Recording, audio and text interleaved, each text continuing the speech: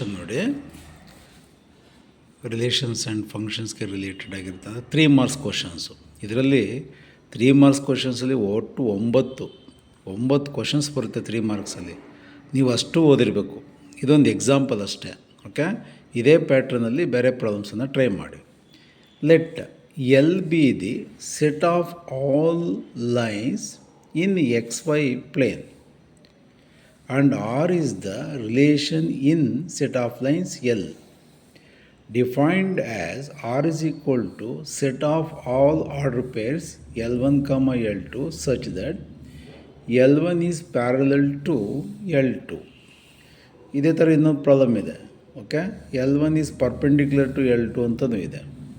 Show that R is an equivalence relation.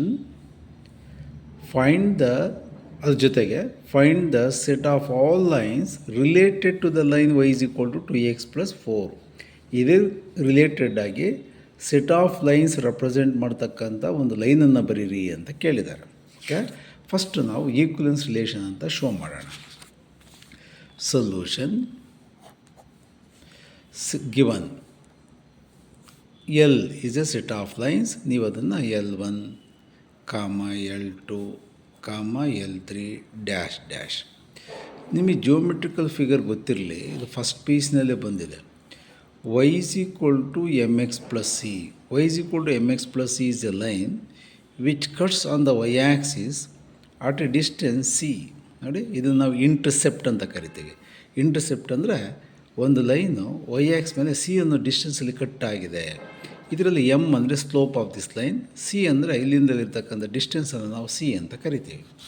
Okay, ಅದೇ ಥರ ಇದು ಸಪೋಸ್ L1, L2, L3, ಎಲ್ಲಿ ಬೇಕಾದ್ರೂ ಬರ್ಕೊಳ್ಳಿ, L3. ಓಕೆ, ನೋಡಿ, L1 parallel to L2, parallel to L3, L4 ಎಷ್ಟು ಬೇಕಾದ್ರೂ ಬರ್ಕೊಳ್ಳಿ. Even below of this line L5, L6, L7 ಈ ಥರ ಲೈನ್ಸ್ ನೋಡಿ, all lines are parallel, but distance variations ಆಗ್ತಾಯಿದೆ. ಸಪೋಸ್ ನಾನು ಇದ್ರ ಡಿಸ್ಟೆನ್ಸು C ತೊಗೊಂಡ್ರೆ ಇದು C2, C1, C2, C3, ಇಲ್ಲಿ -C1 ಅಂತ ಬರೆದ್ರೆ suppose, that means what, the lines below from the minus represent below from the x axis. Okay, distance same ಇರುತ್ತೆ. Okay, ಇಲ್ಲಿ 2 ಆದರೆ ಇದ್ರ ಡಿಸ್ಟೆನ್ಸು 2 ಆಗಿರುತ್ತೆ. Minus represent below from the x axis, but all lines are parallel. Distance variations ಆಗ್ತಾಯಿದೆ, but all lines are parallel. ಈಗ ನಾವು relation ಯಾವ ಥರ ಡಿಫೈನ್ ಮಾಡಿದ್ದಾರೆ? Relation is set of order pairs L1, L2. L1 is parallel to L2. Suppose example L1, L2, L3 ಅಂತ ತೊಗೊಂಡಿದ್ದೀನಿ. L1 parallel to L2, L2 parallel to L3, L1 is also parallel to L3. For reflexive relation,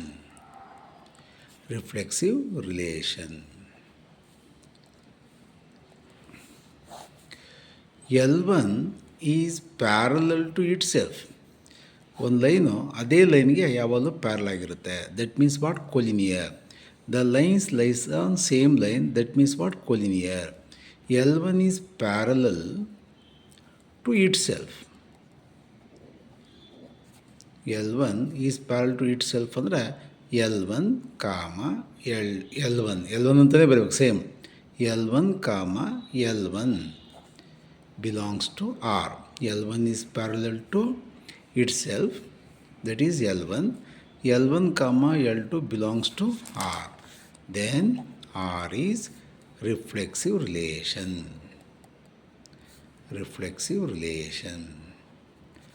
On set of L. Next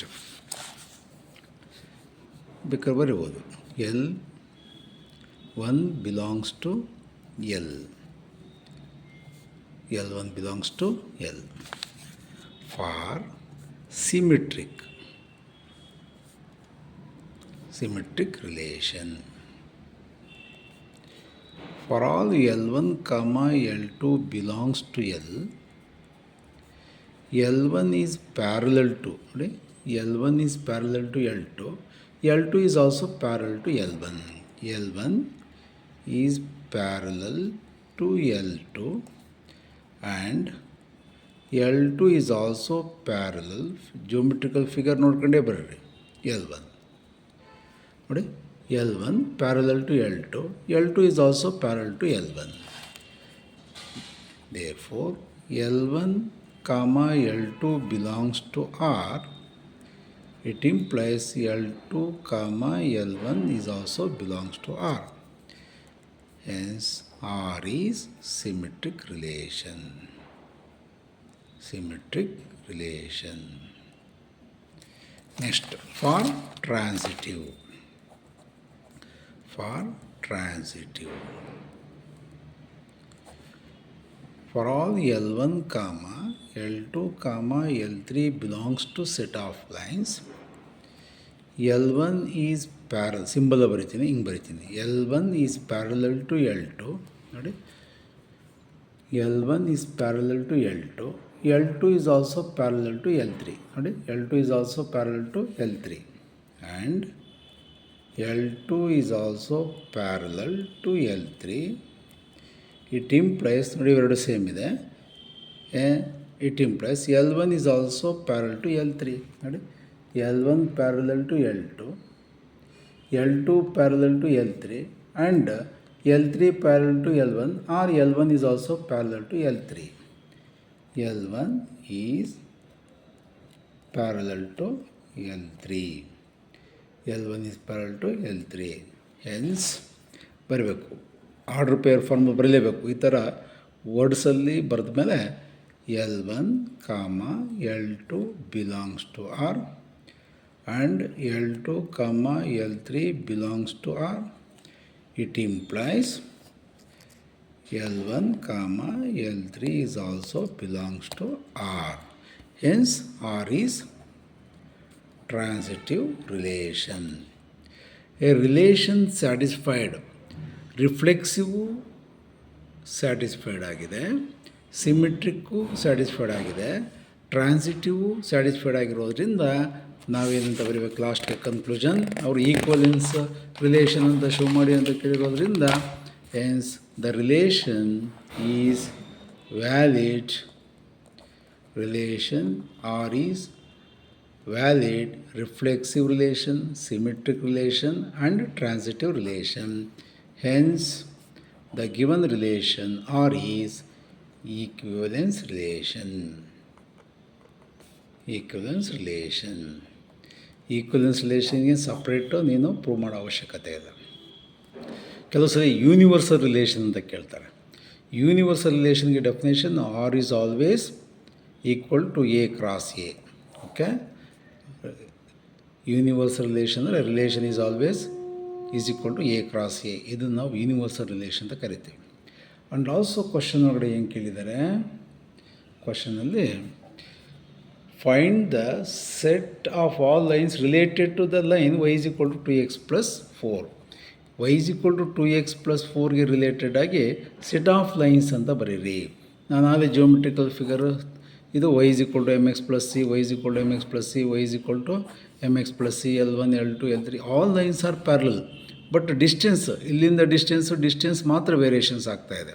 ಇಲ್ಲಿ y is equal to x + 4ಗೆ related ಬರೀ ಅಂದರೆ ಇದು ಮಾತ್ರ changes ಆಗ್ತಾಯಿದೆ. Slope ಯಾವುದೇ ಕಾರಣಕ್ಕೂ ಚೇಂಜ್ ಆಗಬಾರ್ದು. ಅದಕ್ಕೆ set of lines related to this ಅಂದರೆ ಸ್ಲೋಪ್ ಸೇಮ್ ಇರಲೇಬೇಕು, ಪ್ಲಸ್ ಕಾನ್ಸ್ಟೆಂಟ್ ಅಂದರೆ ಡಿಸ್ಟೆನ್ಸ್ ವೇರಿಯೇಷನ್ಸ್ ಆಗ್ತಾಯಿದೆ. ಸ್ಲೋಪ್ ಸೇಮ್ ಇರಲೇಬೇಕು, ಪ್ಯಾರಲೈನ್ಸ್ ಆಗಬೇಕು ಅಂದರೆ ಚೇಂಜಸ್ ಆಗೋದು ಕಾನ್ಸ್ಟೆಂಟ್ ಮಾತ್ರ.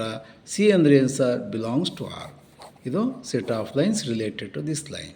ಓಕೆ, ಬರೀಬೇಕು. ಸಿ ಮಾತ್ರ ಚೇಂಜ್ ಮಾಡ್ಬೇಕು ನೀನು. ಟು ಸ್ಲೋಪ್ ಅಂದರೆ ಸೇಮ್ ಇರಲೇಬೇಕು.